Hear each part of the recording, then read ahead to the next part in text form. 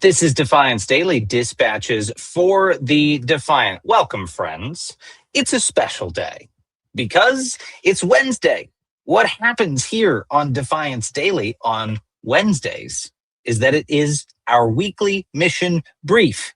If you're joining us for the first time and you're asking, what does that mean? What is a weekly mission brief? Why should I stay tuned to this program? Well, because we're not just a podcast that talks about the corruption in Washington or the presidential abuses of power from Donald Trump. We do those things on every other day, but today, when we announce real actions that Defiance.org and its club members are taking to fight back against that corruption, to fight back against those abuses of power. And today is that day. And this Wednesday, we are going to be talking about fighting back against voter intimidation. It's something that a lot of you are worried about. Millions of Americans, in fact, according to recent surveys released this week, are worried about their election being stolen. They're worried about election meddling. They're worried about lies coming out of the White House. And they are worried that when they show up at the polls, that they might encounter armed federal troops, that they might encounter ICE agents.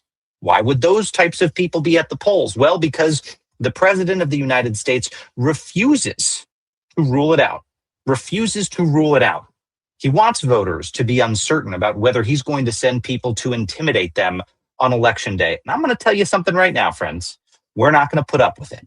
So before we jump in, before I talk to you about what we have planned, what we are announcing, what we are going to do about it, let me first say, if this is your first time hearing about us, go check out Defiance.org. We are a club for the courageous. We are a nonprofit that was started 6 months ago with the sole purpose of answering the question, what can I do? You, me, all of us have felt like in this environment, we don't just want to sit on our hands, sit on our couches, look through our phones and see how bad things are. We want to do something about it. Every single week, we answer that question with options for you to fight back. And for the people who join this club and donate to this club, we then use those donations to take action every single week like today. So go check out Defiance.org. If you want to see what we're about, you can sign up and you can get our updates for free, or you can become a member of the club for whatever monthly donation amount you want. Also, by the way, please like, share, and subscribe on YouTube and across all podcasting platforms. It actually makes a difference. When other people tell you to do that, they're trying to make money. When we tell you to do that, when you like, share, and subscribe, you are broadening the defiance in this country. So please, please do that. Now, I want to bring in my Defiance.org co-founder, Xander Schultz, because we usually kick off these weekly mission briefs, Xander, with the Defiance win of the week. So I'm excited to do that with you, my friend. And I think we've got a good one. What do you think? I think we got a good one. I'm just excited for this whole show. I liked your like, share, and subscribe CTA too. Gang, before our ancestors had to load muskets and fight the British, you just got to like, share, and subscribe. Help us build out this platform. We're going to keep kicking ass so we don't have to load muskets in this version of the resistance. Wow, I love that. It was a much bigger ask hundreds of years ago. Now you literally just need to drag your finger on the screen.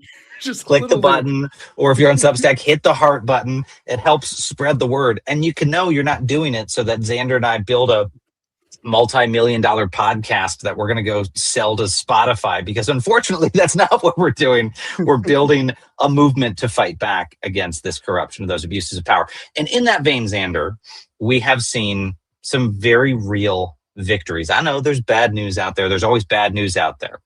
This fight is long and it's hard. But amid all that chaos and all the intimidation, all the scary headlines, I want y'all to dial in to one number. That number is 10,000.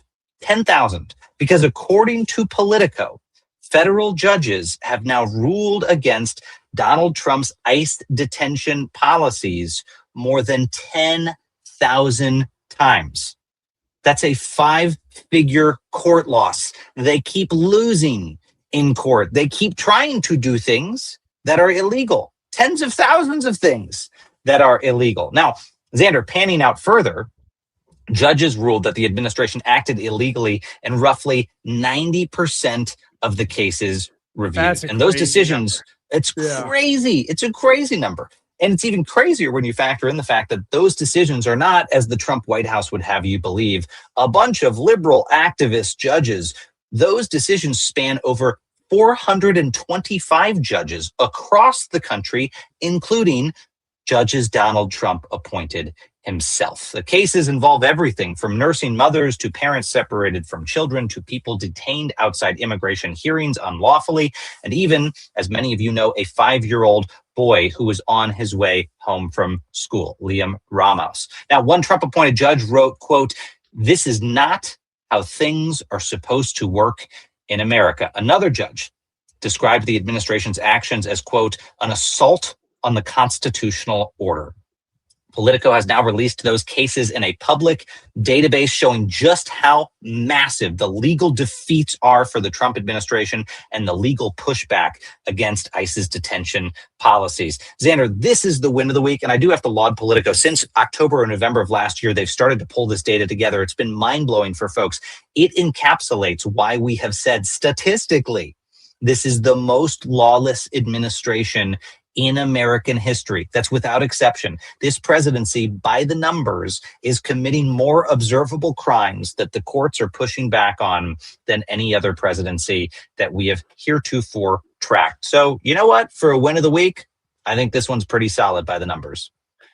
I think the 90% number is crazier than the 10,000 number. I don't know what, Miles, do we have any sense of what a baseline is for like a previous, more regular administration?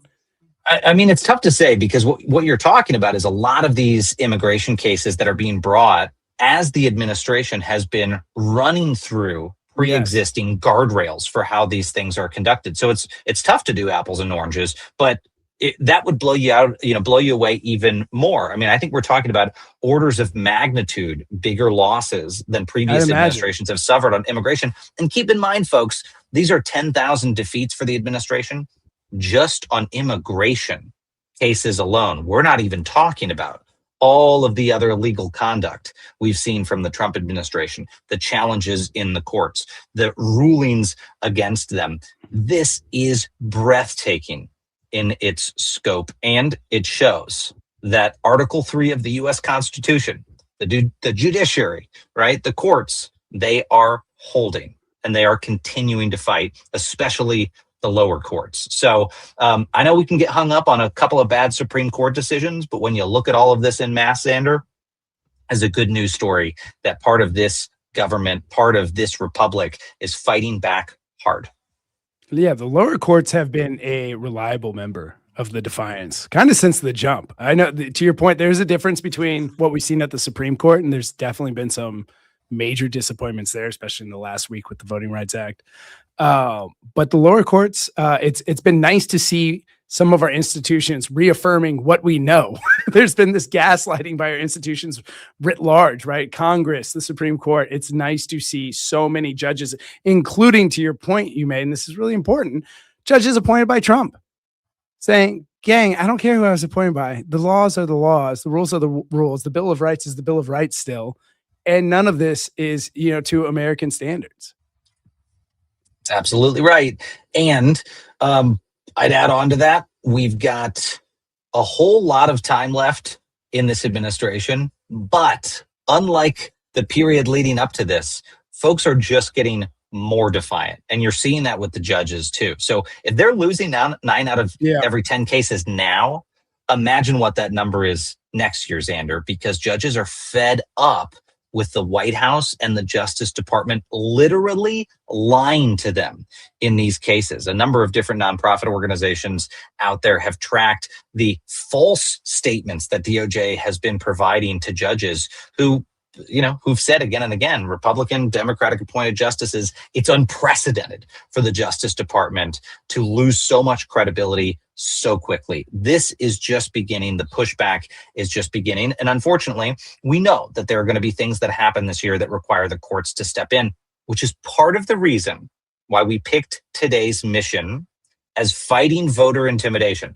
Those words are very specific, friends, because we've talked a lot this year about building a too big to rig coalition to win in the midterms, for the political opposition to win, but also securing the polls so that anyone, left, right, center, independent, can go vote freely without feeling intimidated. That's crucial for protecting our democracy. And today, we are going to talk about that mission, and we're going to announce actions that we are helping to take to make sure that we take these guys to court if they try to abuse their powers to intimidate voters by sending guys with guns to the polls. We're going to do something about it today, and we're going to be talking about it on cable news tonight. I'll share that with you at the end. But Xander, let's jump in. We've got an incredible panel today. Xander, do you want to introduce our panel and we'll bring them into a conversation on the subject? I think, and we might have my favorite group of folks we've had on the show in terms of like the sequence of guests here. But we're starting with Beatriz Lopez, the executive director of Voto Latino. She's a trusted leader with over 2 decades of experience in political communication, voter outreach, and policy advocacy. We also have Pastor Mike McBride, good friend of mine, co-founder of Black Church PAC and executive director of Live Free USA. Hey, gang, how's everyone doing? We got a good crew today. Such a good crew. Let me throw out the first question.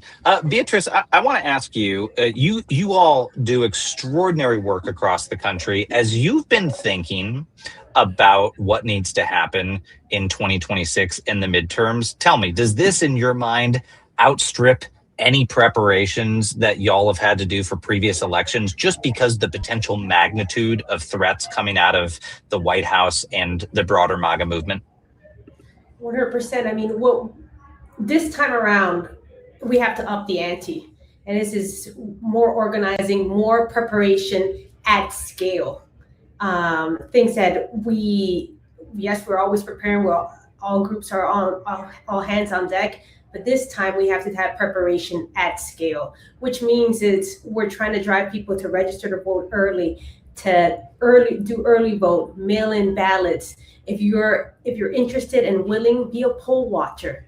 All kinds of things that get you ready for the lead up to November, because we are very much concerned about ICE at the polls, others with guns at the polls, what it might look like, not just legally, but physically in November and the lead up to November. They're trying all kinds of tactics, and I think you guys are covering a lot of that. I'm sure you'll talk about it more, but this is training grounds for 28. We got to get it right now.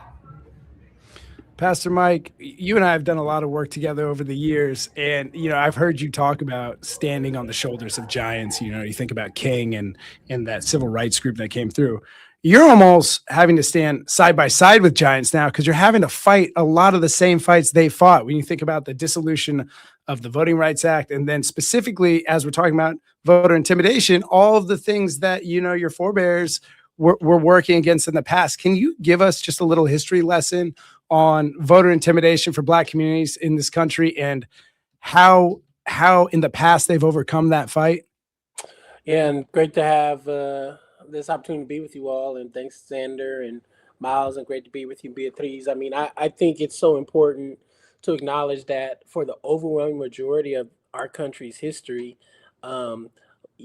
most people have not had the right to vote than the people who have had the right to vote. I mean, one of the most consistent struggles of this country is to make sure that every citizen of this country, regardless of their background, has unfettered access to the ballot box, particularly as it relates to descendants of enslaved Africans who were obviously melted into the fabric of our country through all kinds of blood, sweat, and tears, literally, from freedom fighters and faith leaders and students and young people, largely Black, but in many places multiracial, multi-faith.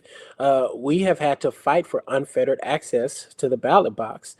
And most people don't remember what it was like for my elders, my father, and many who are still alive today in their 80s and 90s, what it was like for them to attempt to vote and have to walk up to a voting place and had to endure what is called a poll tax, have a jar of jelly beans and have to guess the right number of jelly beans in the jar just to pull the lever to vote. Many who were registering people to vote in the South were literally lynched just for trying to register people to vote. Section in the Voting Rights Act that was gutted this week has pretty much gutted all of the ability for our representation after we vote to adequately represent the struggle and the interests of so many of our communities across the country, particularly Black folks. And so this is a historical moment.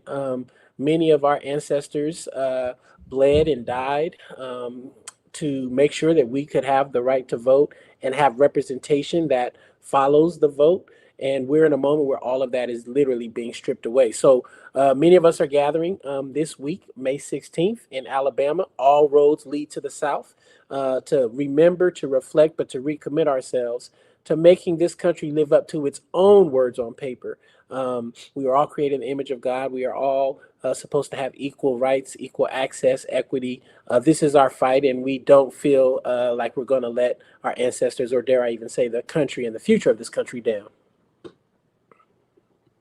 Beatriz, I want to ask you about what Donald Trump said this week. I'm sure you don't want to talk about it. Who among us wants to talk about it? But the president on, I think it was Sunday night, put out this tweet where he said they were deploying an election integrity army this year in the midterms.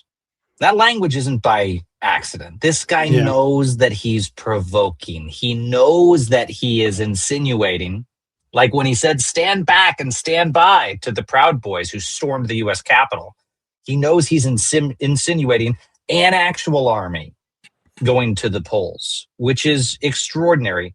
How should folks be hearing that language, and how should they be responding to it? And I mean, ordinary individuals, when they hear this is happening, what should they be doing? Absolutely. It's scary language. I hope that people are reading between the lines of what it means. It is, going back to what Pastor Mike just said, it is just another attempt also to suppress the vote, to make sure that there is no representation of particularly Black and brown people coming to the polls. It is intimidation at its peak, and it is scary. But fear shouldn't be the thing that stops anybody from getting prepared and doing your part. And this is sort of cross movement, cross demographics.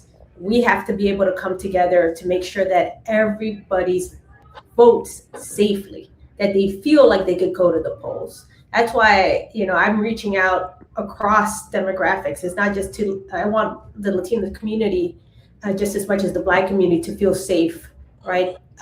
They don't feel safe when they hear this kind of language. They don't feel safe when they know that ICE might be at the polls. So how do we change that? How do we flip that? And that's what I'm encouraging so many people to do, is get prepared now, engage with groups on the ground who are doing poll training. They're doing their poll watching. We can do the same. You can train to be a poll watcher. You could train to be part of one of the folks who are out there giving waters, making sure that people know where to go, driving people to the polls. I want you to feel that you can be part, just as much as part of taking action. He does not own our democracy. They don't own our democracy. They don't dictate who should vote. They want to, but we shouldn't let them.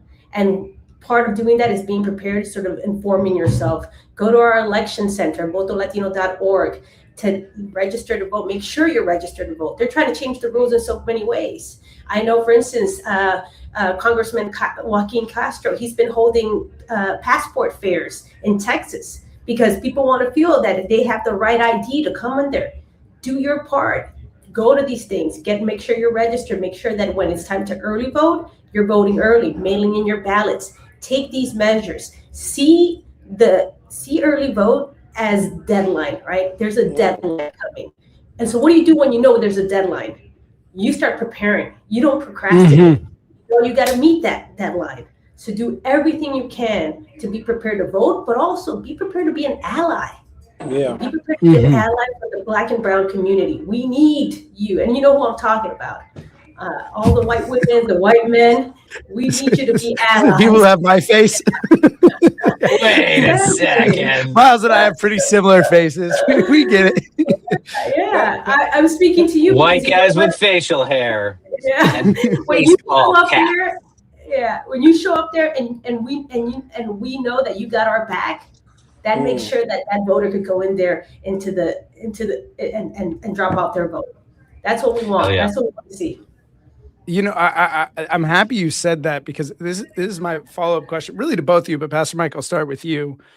You know, when Trump says things like this, that is already voter intimidation. No one needs to show up with guns in actuality, right? He's already floated the idea out there. Millions and millions of Americans, including millions of Latinos or Black folks who feel like they might be targeted, have heard it.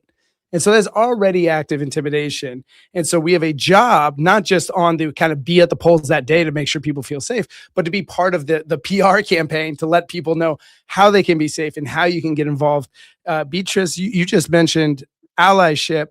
Pastor Mike, and then Beatriz, back to you. What does that look like in practice? What are the ways that you maybe haven't seen it as much as you would hope to in the past, that you can tell our audience, you know, what's been really inspiring to see from folks?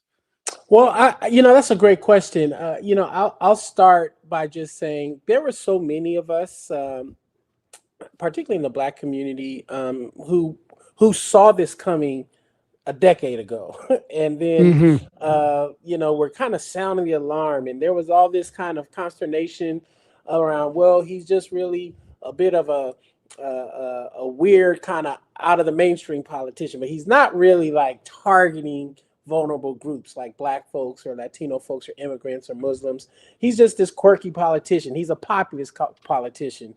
And we saw he was just a disaster as a politician, certainly as a commander in chief.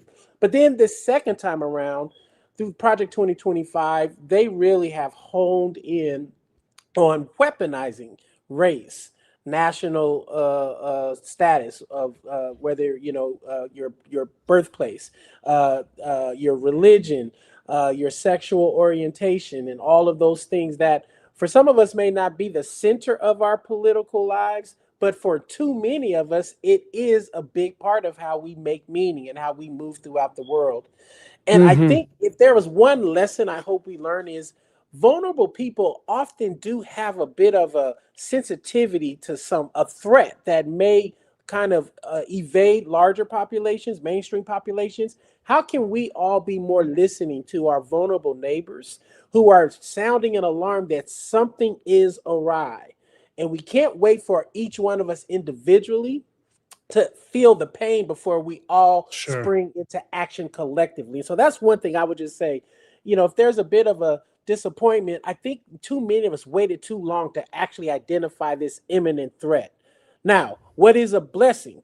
Well, I've at least seen it twice in the last 10 years. The first with the George Floyd uprisings and mass protests, and certainly now with the No Kings kind of protest. And hopefully this third effort with All Roads Lead to the South will give us another expression of what does it mean when we all identify collectively together that we as the people have the power to determine our own fate and not be subject to the whims of authoritarian-like aspirations with political leaders on either side of the aisle. But obviously, I believe this current administration is off the rails and gone awry. I'm excited that we are seeing for another time people starting to see, you know what, we may have got it wrong the last time, but we're going to get it right this time. And we're going to get out in the streets. We're going to register massive numbers of people to vote. We need the kind of voter registration that we saw in some of our neighboring countries around the world who have been able to put some of these folks out to pasture. I think we have like 65% voter turnout in the United States. We got to swell that number to 90%. Overwhelm the system, even with voter suppression. If the people turn out to vote, the system cannot be rigged enough to beat the people when the people turn out and take our power.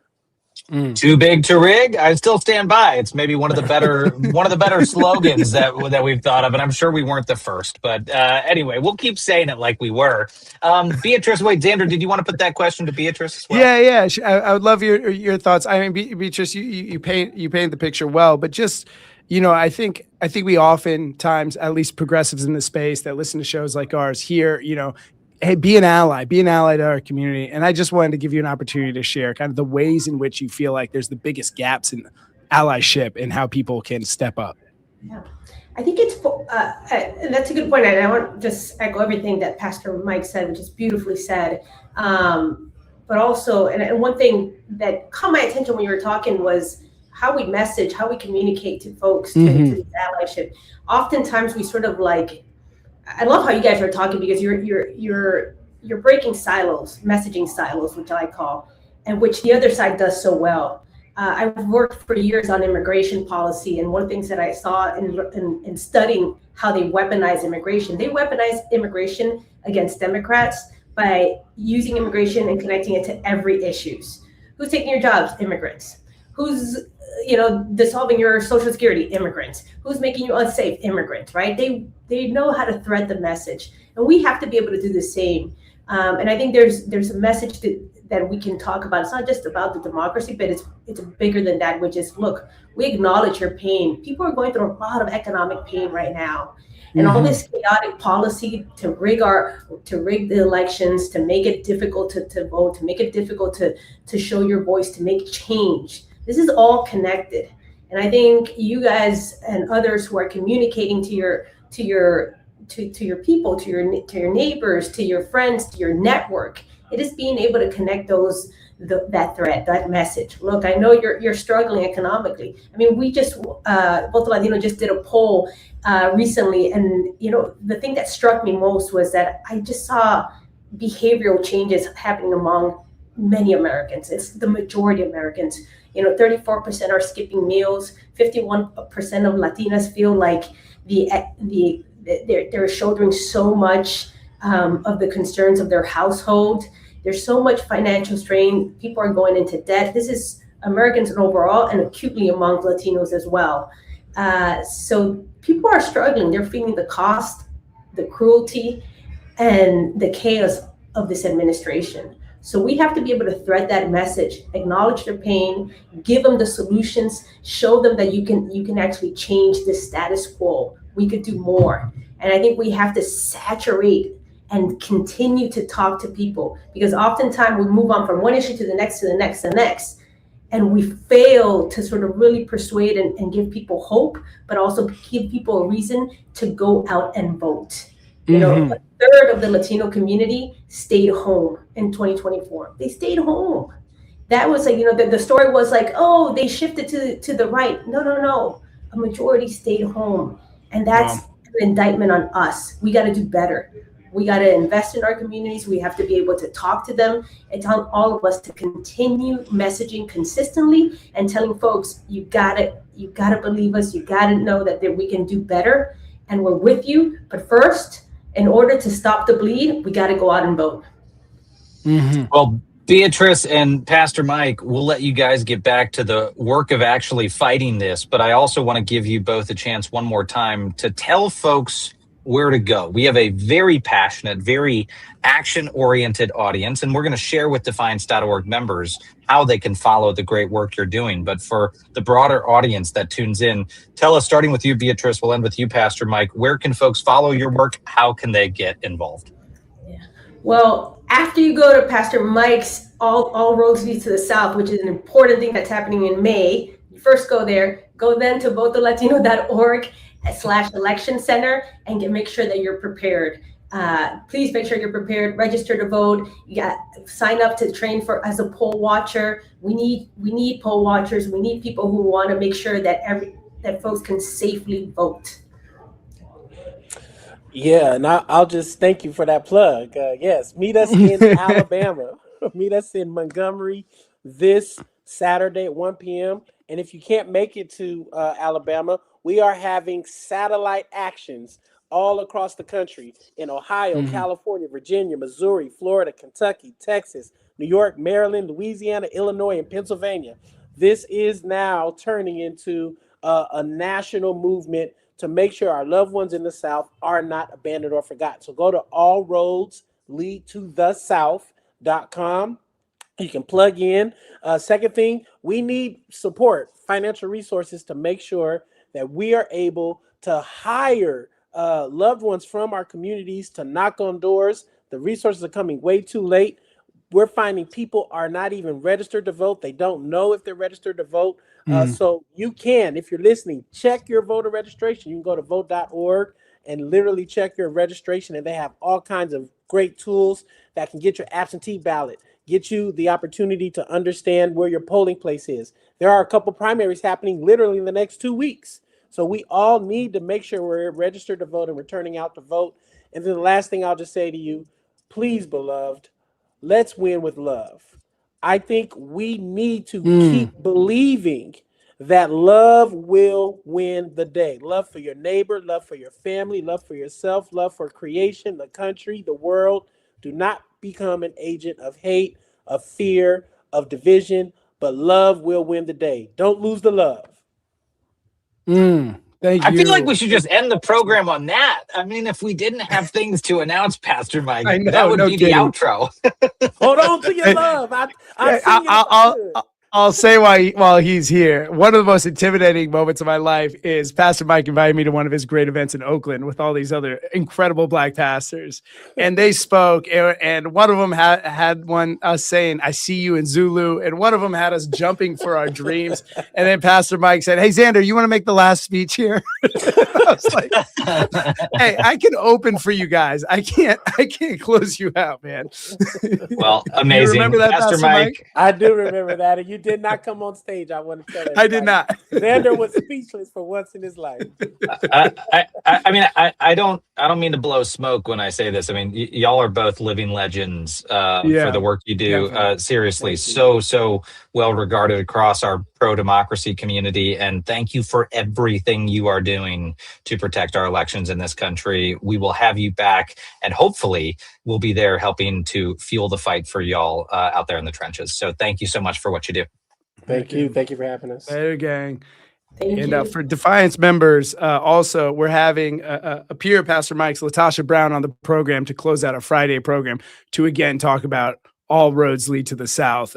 So we are going to cover that activation more later on this week. It just doesn't stop. Amazing person after amazing person joining the fight to protect this country. And Xander, in a second, we're going to bring two other incredible people onto the program, friends of the program, friends of defiance.org, who are doing a lot in this fight. But first, I want to toss it to you, my friend, to talk a little bit more about why we chose this week to fight voter intimidation and why it's so important in the wake of Trump's tweet earlier this week about an election integrity army.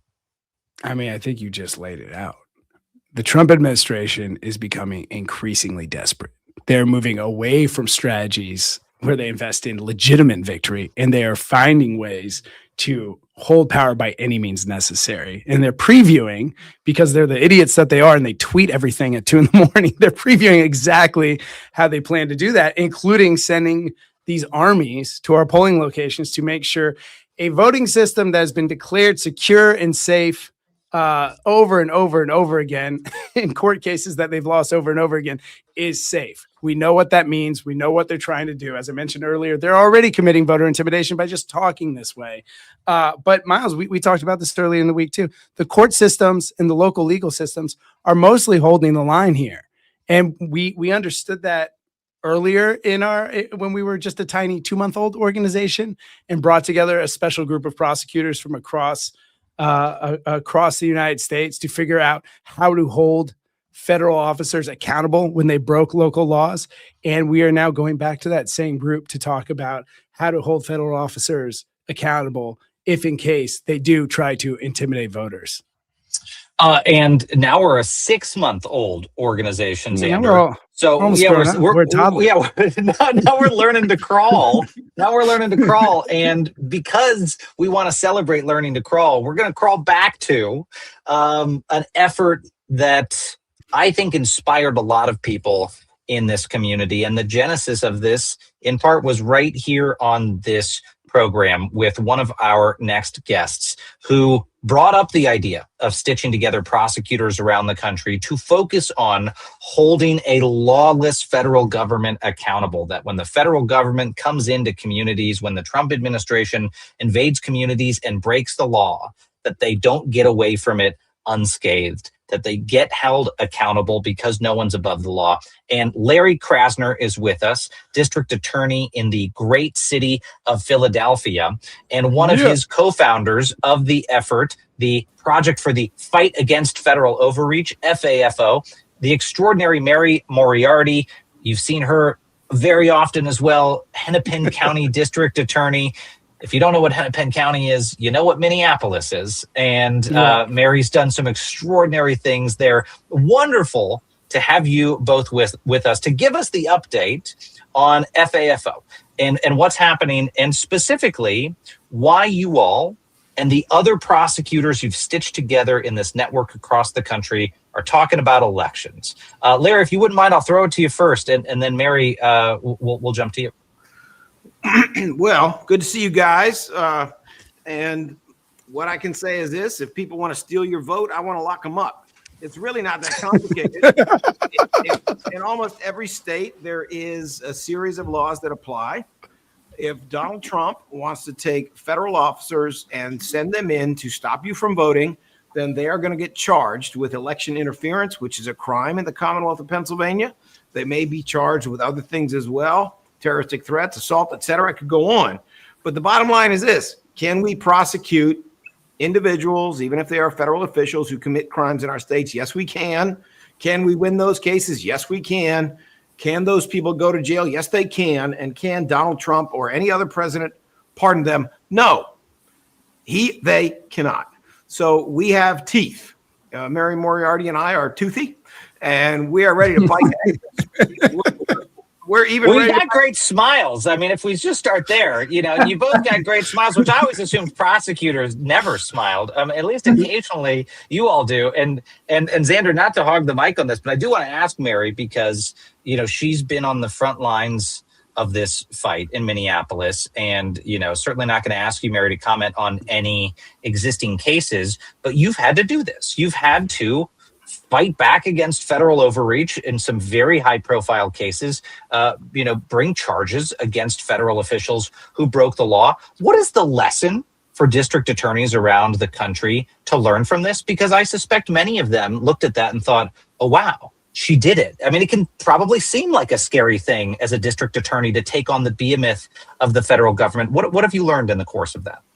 But there's really a lot of misinformation out there, including with local law enforcement. We had to do a lot of work, and still do, to say to people, if a federal agent commits a violation of state law, they do not have absolute immunity. And that got put out by the administration. They kept saying, nobody can touch you, you've got absolute immunity. And that has consequences. It confuses people. I think it emboldens federal agents. So what we have talked about, Larry and I, with our fellow DAs, is start getting prepared for if this is going to come to you, because there's a lot of preparation involved, including understanding what the federal law is and what kind of hurdles you're going to have to face. But what we have learned is we can do it, and we are doing it. We've charged a federal agent for a kind of a road rage sort of case. We continue to investigate these other cases. We filed a federal lawsuit in Washington, D.C. to demand to get the evidence in the Renee Good, Alex Preddy, and Julio Sosa Solis cases. So it can be done. It's time consuming, but there's a lot of help out there. And that's one of the big reasons we all created FAFO.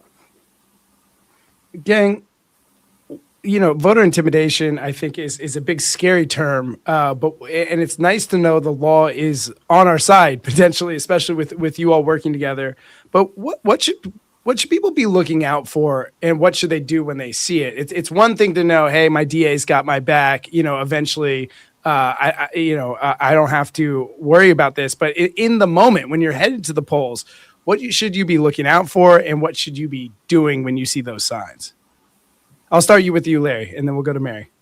Yeah, well, I mean, I do think in many ways what happened in Minneapolis is an excellent lesson. You had a lot of good neighbors who understood their job is not just to rely on government. Their job is to be out there with a whistle and be out there with a cell phone. And it is to start the video before anything terrible happens, so that if something terrible does happen, it's recorded, it's evidence, it's in our control. It's not a matter of trying to wrestle with the feds to get evidence they don't want to give or they destroy. We have it. So in my mind, it works like this. It seems to me pretty obvious that Trump's not going to be able to do anything before the primary. That is of note. Obviously, we need to be on guard. But between now and November, which is when, when everything important is going to happen, what we need is a grassroots movement of people who are not just going to show up on Saturday for these No Kings marches, which are a great thing, but are going to make a No Kings march of Election Day. They are going to be out at the polls in all sensitive places.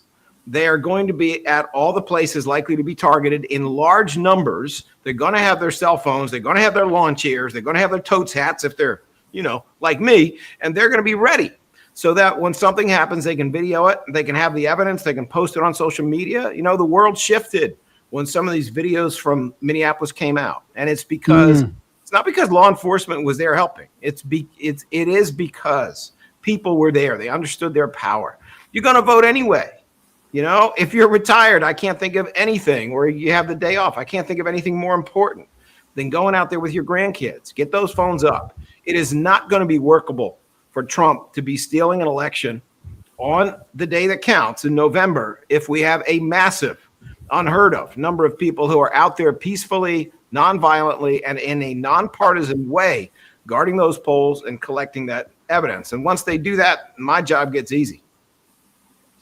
Mary, I want to ask you, at the risk of prognosticating into scary territory, we've already seen this administration do some pretty damning things when it comes to meddling in the elections. And the president himself has laid out a pretty scary fact pattern. He started the year by lamenting that he did not send the National Guard to seize ballots in 2020.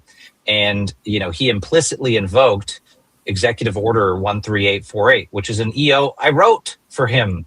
And he pretends that it gives him the ability to go seize ballots. It does not. It gives him the ability to sanction foreign governments if they interfere in our elections, not to go seize ballots. But then weeks after those comments, he did it. He sent the FBI to go get ballots in Fulton County, Georgia, by peddling conspiracy theories to a magistrate judge.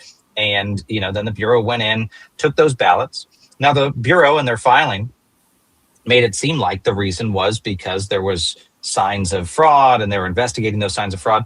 But the president, as he always does, gave it up in an interview with NBC's Tom Lamas. He said, we're going to find out who actually won the 2020 election, basically suggesting that the FBI had gone in not to investigate discrete instances of fraud, but to do an illegal federal recount of the 2020 election. So he's shown us that he's willing to do some of these things in 2026. What are you most worried about when it comes to the polls, whether it's armed agents at the polls or those armed agents showing up where the ballot counting is happening without a warrant, perhaps, and maybe invoking emergency powers or other reasons, which again might sound fantastical, but we had former House Majority Leader Dick Gephardt here the other day talking about the president's emergency powers and ways they might try to use those to make extraordinary claims that local officials might never have heard of before. What worries you the most, and how are we getting prosecutors more prepared for that?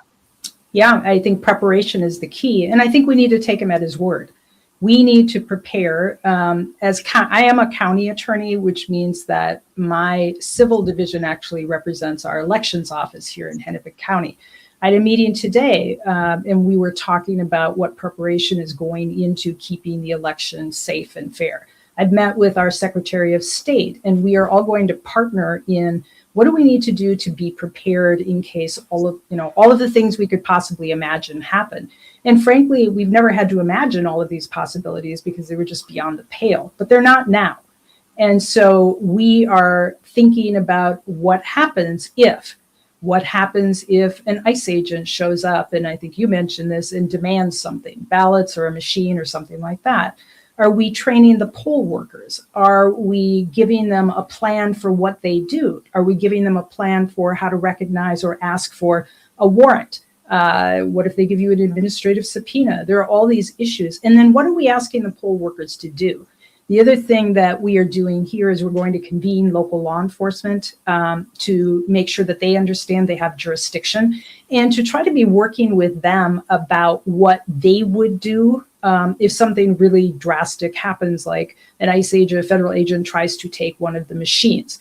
So I think preparation is critical. There's nothing too fantastical. And I think we're all brainstorming those things and developing a plan for what we would do, what we are asking people to do should any of these things happen. And the hope is none of it will happen. But right now, I think we have to take him at his word, and we need to be as prepared as we possibly can. Speaking of that preparation, you all represent two of the most important geographies in this country. They're both in swing states. They're two of Donald Trump's favorite targets. But we need more of you out there. How has the growth for FAFO been going? How have the gatherings been going? Give us an update on the project FAFO and the role it's starting to play in the space. Mary, I'll start with you, then to Larry, since I went the other route every time. Yeah, I mean, we have new members. We also met relatively recently to talk about election security. And one of the things is understanding what the law is. For instance, what is the federal law? There are really good federal laws on what can and cannot be done. And then looking at what our state law is. And part of it is educating our local law enforcement, our poll workers, us, and I think a huge part of our role is to be making a stand really early on and saying, this is what's fair, this is what's allowed, this is what's not allowed. And if this not allowed activity should happen, we are going to investigate and prosecute if necessary. And hopefully that'll have some deterrence. But I think there have been other prosecutors who've reached out to us. I'm sure that's true of Larry as well. We have reached out because it's really important to share our knowledge and our information and just make sure people don't feel alone. Because when this happens to you, you can feel like, oh my God, this is all focused on us and what do we do? And you've got the national spotlight on you. And the wonderful thing about FAFO is you're not alone.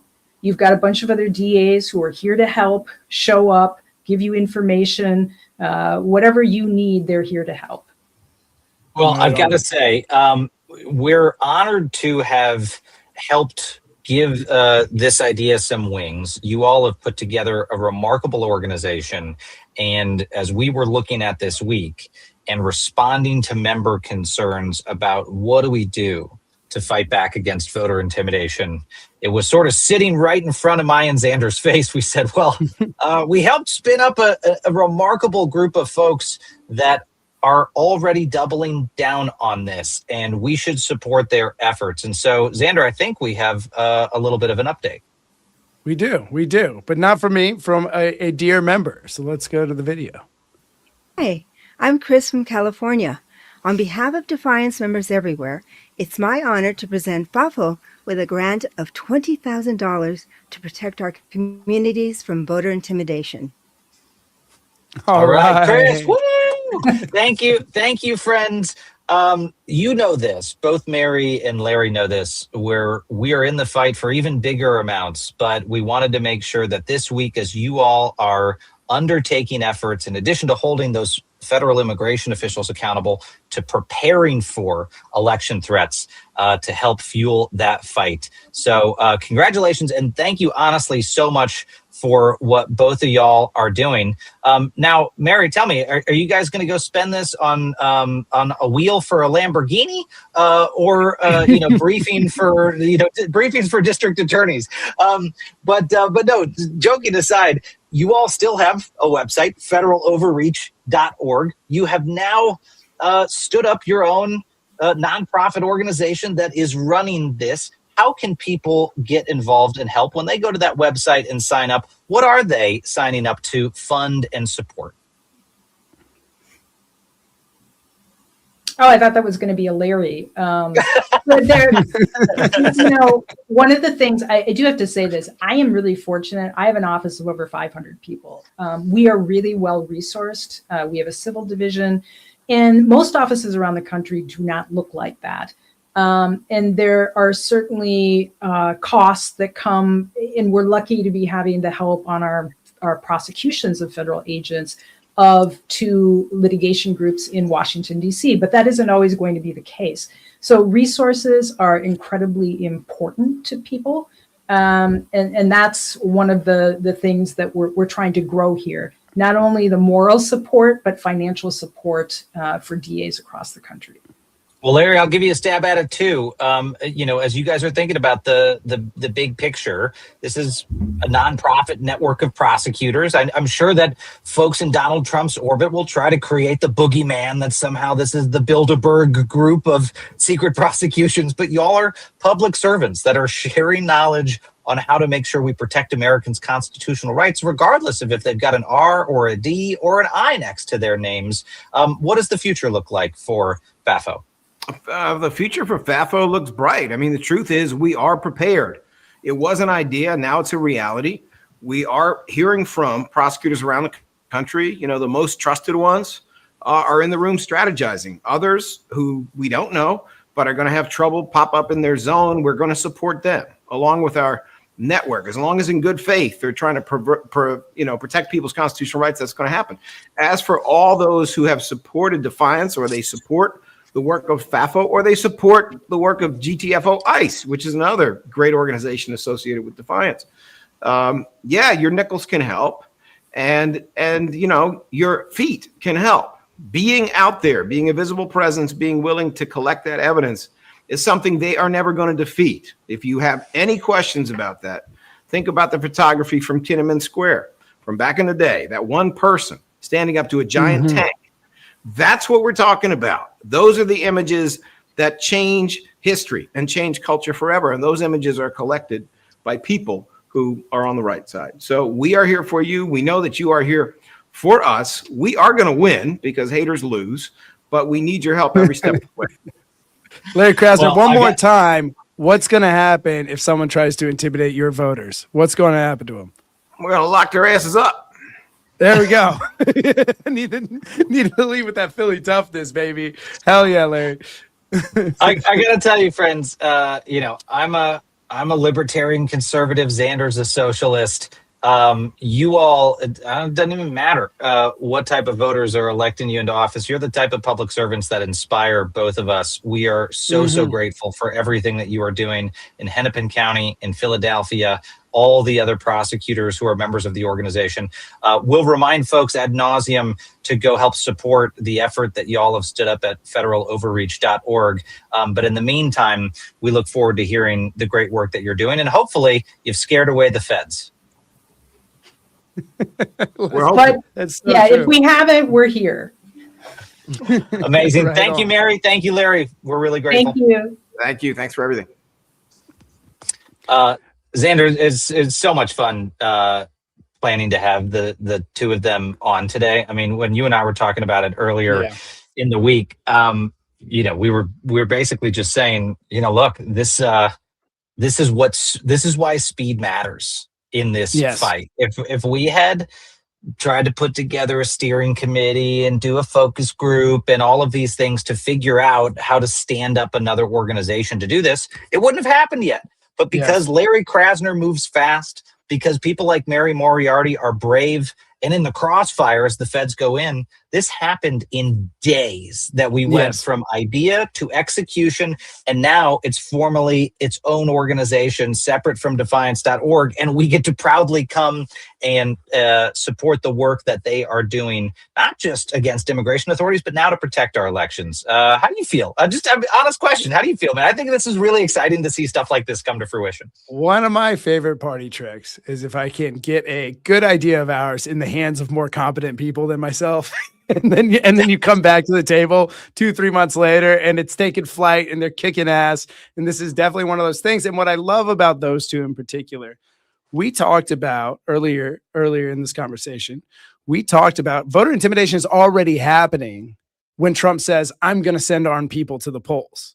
It's already happening. Whether or not he does, that's voter intimidation. People are hearing it. People are scared. We have some great messengers in Larry Krasner and Mary Moriarty. It's so nice to have those two out front talking to our members, talking to other folks. I know you're going on a program later tonight with Mary, I believe, making sure people hear the opposite message. Guys, these guys aren't immune. If they try to intimidate you, here's what to do. Here's how you protect your neighbors. They're going to jail if they mess with you. Making sure they hear they're going to jail. And they're not only hearing from J.D. Vance or Stephen Miller or one of these other gremlins that's currently in the White House. And so I think the messaging piece of this and the spokespeople they are and the community organizers they are is just as important as the way they're preparing to wield local legislation to hold federal officers in check. Yep.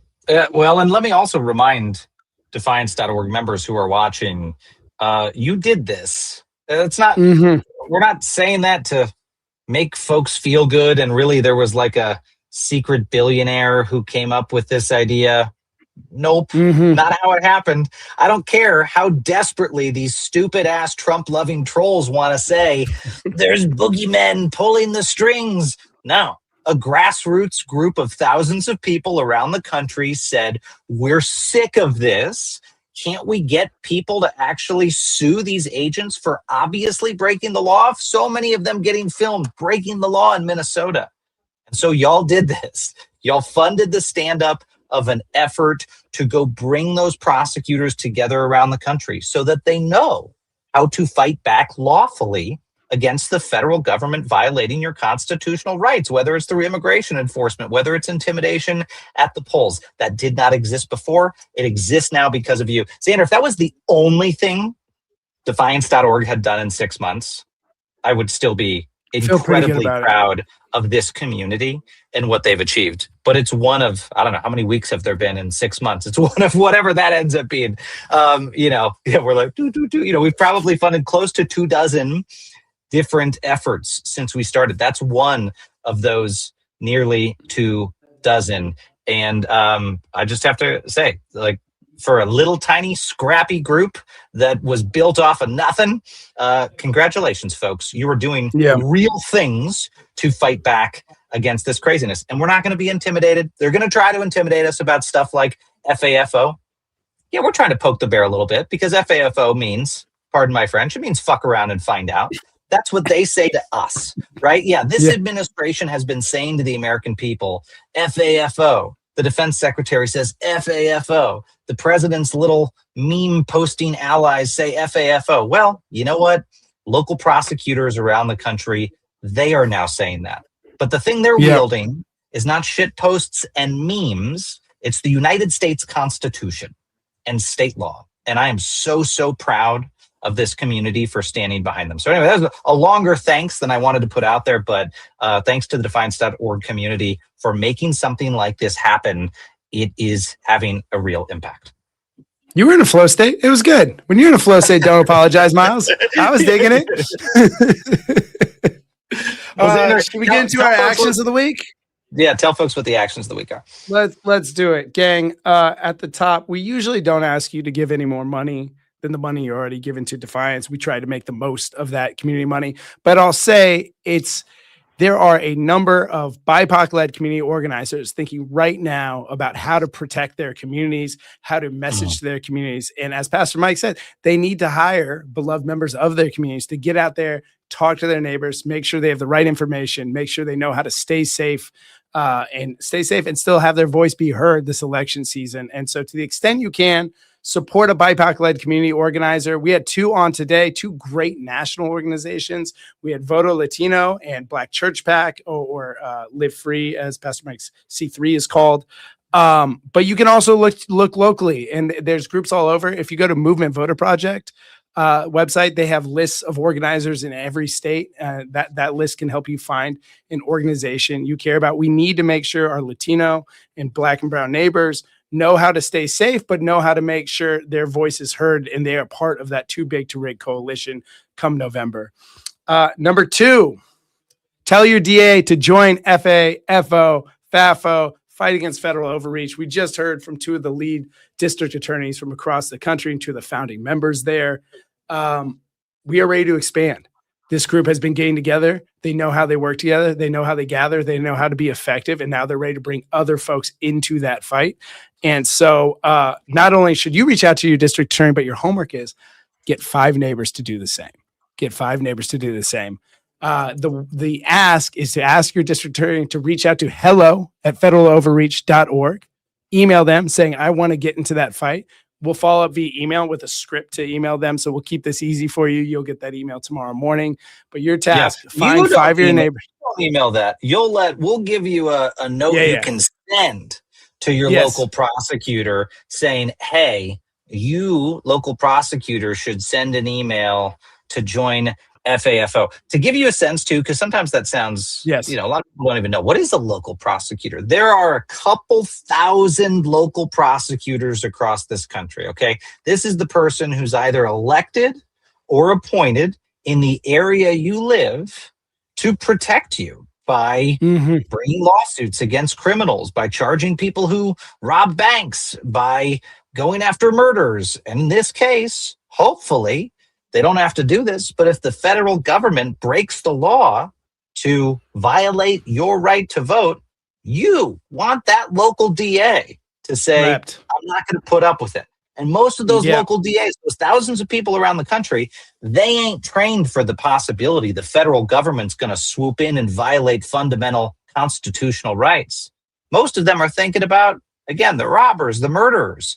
But now this is a real threat. So like Xander said, for Defiance.org members, we'll push out instructions to help you look up your local DA. Pretty easy. Google where you live and district attorney or prosecutor. You're going to find that person. They've probably got a help email. They've probably got a support email. You're going to send them an email and say, hey, you really should join the fight against federal overreach because we want your local prosecutors to be educated on how to fight back against this. And this is a pro-democracy effort. Again, this isn't Republicans or Democrats. This is Americans who are wanting to make sure that their right to vote is protected. So anyway, thanks for letting me wax on about that. Clarification. This is the one place every once in a while you get a national security silo and I've got to pull you out and explain to people what's going on or at least ask questions. On the social justice side, I do the same thing. Sometimes I forget that not everyone knows who I'm talking about when I say DA, what that acronym means. And you know what, Miles, something you mentioned there is so important. We've talked about this a few times on the program now. The advantage we have this time versus 2020 is we know what Trump's capable of trying and that he likely will try all of the things to remain in power. We were surprised by that on, January 5th, 2021. We were surprised by that. This time we won't be, and we have time to run these fire drills. As Mary mentioned, this is a lot about getting the information out there and making sure people in these positions are prepared to be in a position they never thought they would be in, that no one in our country's history in their position has been in, to stand up to the federal government as they attempt to steal our election, intimidate voters, and much more. And so we're going to work hard from now all the way through November to make sure the people that need to be prepped are as prepped as possible. And that includes the aforementioned district attorney. So you're reaching out to them to tell them to join FAFO, and you get in the practice of organizing your neighbors. This is a nice fire drill for you, organizing your neighbors. You're going to organize 5 neighbors to do the same. And then lastly, we're going to send out some links just to familiarize yourself with voter intimidation basics. What does it mean? What are we talking about? What can you do to help your neighbors? What can you do to make the situation less intimidating? Larry just walked us through some of that earlier when we talked about making sure you come out with your grandkids. This doesn't have to be a standoff with federal agents. It just means people are there. Your neighbors are there. You're videotaping what's going on. And these folks know they can't act lawlessly. And so we're going to send over some links to just familiarize yourself with voter intimidation. And I'll tell you why that's important. I mean, statistically, someone watching this program is going to be in a locality that experiences this. Maybe not from the federal government, but perhaps, from a militia group that goes and monitors the polls, like happened in Arizona last election cycle. And federal judges had to say, no, you can't walk around with your guns right in front of the polling places. Things like this are likely to happen. And Defiance.org, we got members in all 50 U.S. states. And so there's a reason you're going to need to familiarize yourself, because you might be that first person to make the call. It's not like CNN is going to be standing there at every single polling place around the country. CNN's not going to be the one to see that this is happening and sound the alarm. It's literally going to be folks like you showing up and saying, that looks unusual. That's not the way things are supposed to operate. Probably should call and tell someone, and to make sure they're doing something about it, because things can move fast on election day. If they're trying to meddle with the vote, if they're trying to scare people away, there's a finite amount of time for it to get stopped and fixed and put right so people can go cast their ballots. So we're not trying to fearmonger.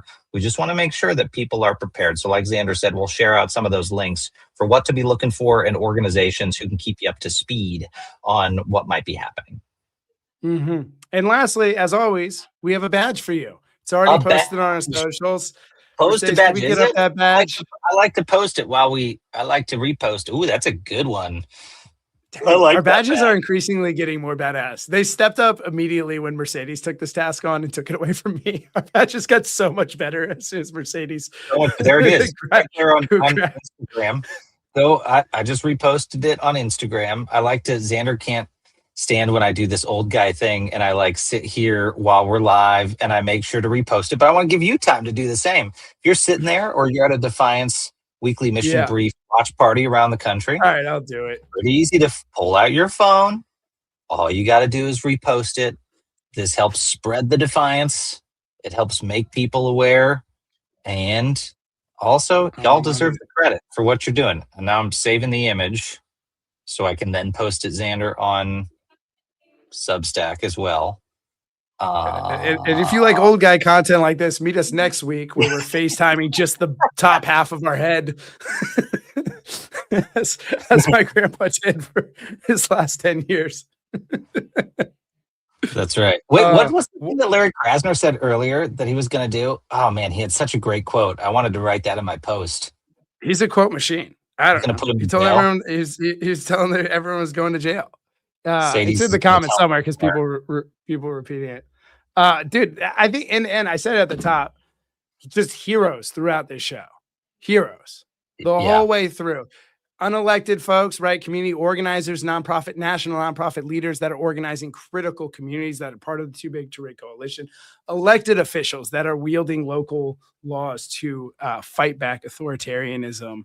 Gang, like we are not in this fight alone. Each of us is playing our part, but we've got some real freaking heroes. And one of the things I like about these moments, Miles, it's kind of weird, but a little bit of the fat gets trimmed away. You see who's left standing and left willing to fight. And I think we've seen there's a whole crop of Americans at the local level, just your neighbors to, the folks we brought on today that are not afraid, are not going to cower in this moment, are going to show up and fight. I could not have said it better. And I'm trying to find that quote. And I'm slightly distracted. Our producer is trying to tell me. She's like, look at it here. Arrest their asses. I see it. Arrest their asses. He's going to arrest. Yeah, but what did he say before that? He said, if they what? I'm going to arrest their asses. We're going to have to watch the replay of our own program. If you guys want to watch live tomorrow, we're going to watch the replay live. Mercedes right in the private chat. I can see it there. It doesn't matter, guys, that you see us workshopping this stuff real. We do it live here. I want to just make sure that I post that right thing on Substack. While you're doing that, I'll say tomorrow we have an awesome special show. Really, we're focusing again on the detention centers. We have amazing guests coming. We have the city manager of Social Circle, Georgia, who famously turned off the water to their detention center to shut it down. We have Rep. Maxwell Frost of Florida coming on the program to talk about Alligator Alcatraz and what they could do at the federal level to stop what's going on with these modern day gulags or concentration camps or whatever you want to call it. So tune in tomorrow, 5 p.m. Eastern, 2 Pacific. Miles, I know you like that, lean with Eastern time. And we're going to have an awesome show. Tomorrow's going to be a great show. This is almost like 2 weekly mission briefs. It really the price of one. Like in 1 week, we've got 2 major days of action here. This team is relentless, folks. And I'll say, I know that we test Xander's breaking point. I know I'm testing my breaking point, and Mercedes. This team works very hard to get these things done because this fight it's really, really important. So join us tomorrow. We'll talk about that. In the meantime, again, reminder, if you're a Defiance.org member, we'll email you all of the things that we talked about today, the replay of the episode, how you can help at federaloverreach.org. One thing, just to tell you, if you already had supported that effort previously, it's now its own thing. It's now its own stand-up nonprofit. So, go sign up with them at federaloverreach.org if you want their communications and updates. Those won't come from us anymore, except we'll have them on the program regularly to talk about what they are doing. But one last thing, go into tonight, friends, being proud that you did a very real thing to protect our elections by making sure that those prosecutors are ready for this BS coming out of this administration at the polls in November. So join us tomorrow, 5 p.m. Eastern, another Defiance Daily episode, very focused on action. And in the meantime, as we always say, friends, stay loud, stay brave, and stay together. We'll see you tomorrow. See ya.